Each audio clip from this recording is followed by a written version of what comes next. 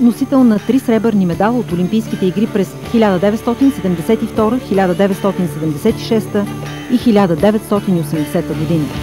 Петкратен европейски шампион по борба класически стил. Роден е на 3 април в село Склаве, Благоевградско. С борба се занимава още от ранните си ученически години. Световен шампион става за първи път през 1971 година в София.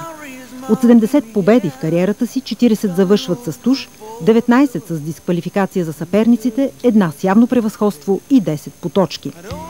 Като Александър Томов. Историята е запомнила 5-та му европейска титла през 1984, когато всичките си победи осигурява чрез носене от мост.